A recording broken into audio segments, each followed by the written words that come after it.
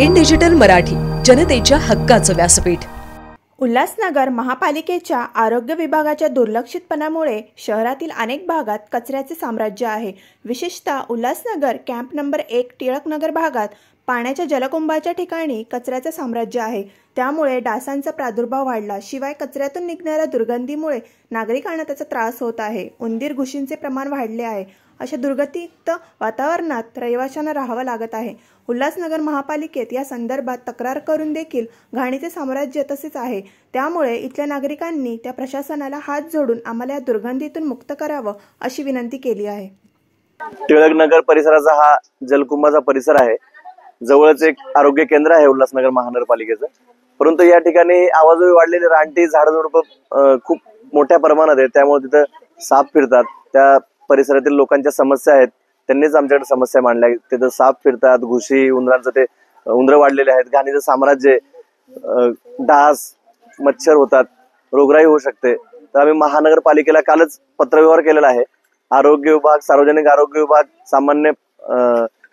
सार्वजनिक बांधकाम विभाग आणि उपायुक्त गवस साहेबांना त्यांच्या कानावर आम्ही ही गोष्ट घातली। त्यांनी तात्काळ याच्यावर उपाययोजना करण्याचं आश्वासन दिलेलं आहे।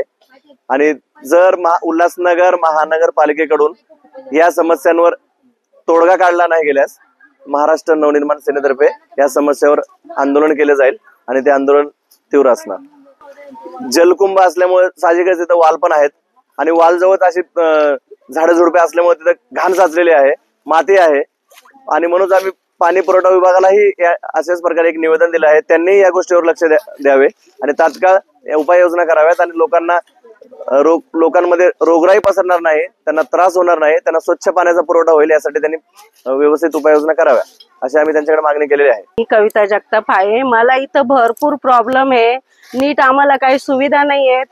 एकतर एवढी झाडं वाढलेली आहे ती, त्याच्यामुळे कचरा, पाण्याचा त्रास, वाल एवढे घाण आहे, त्याच्यातलं पाणी आम्हाला येतं, आम्ही लोक आजारी पडतो सारखे। मच्छर, इथं साप फिरतात, आमची बारकी बारकी लेकरं आहेत, भरपूर आम्हाला प्रॉब्लेम येते इथं। आणि आम्ही सगळ्यांनी मिळून भरपूर जणांना सांगितलं की इथं आम्हाला करून द्या सफाई, तर कोणी आमच्याकडे लक्ष देत नाही।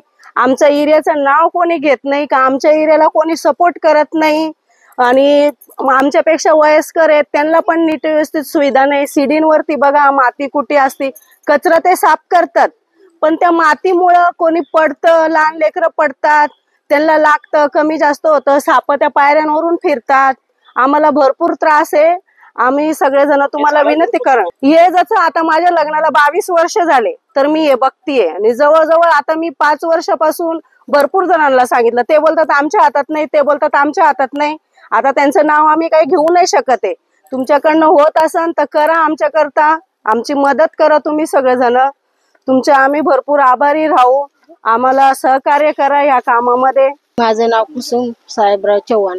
नेमकं आमचा लई कचरा आहे, मच्छर होतात, आम्हाला सोय नाही कशाची, इथं वाल आहे, दवाखाने आहेत, आम्हाला कोणतेच नाही, अशा बिमाऱ्या होतात। यालाही वर्षापासून आहेत, जसे आम्ही राहायला तसे आहे ते झाडं झुडपं येतात ना, साफसफाईला वरचे काढून जातात, इथं तर कचरा तसंच राहतं।